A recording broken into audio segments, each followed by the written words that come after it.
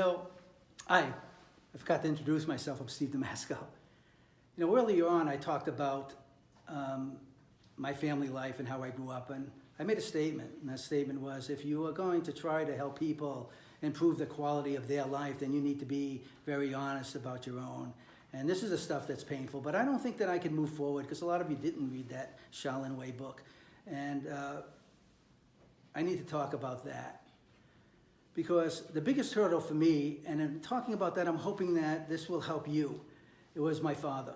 My father was a very, very sick individual, and he abused myself and my mom on a sexual and physical level. I remember being a little boy, and like 5 years old, 4 years old, 3 years old, somewhere in there, and I remember my father beating my mother, and all I could do was cry. You know, you talk about that stage where it's a conscious, unconscious. I would look at my dad and I would not know where, why this was happening. How can you do that? You know, I hated that. I cried with my mom, and this was happening, and I couldn't define why my father would do something like that to me and to him, to my mother.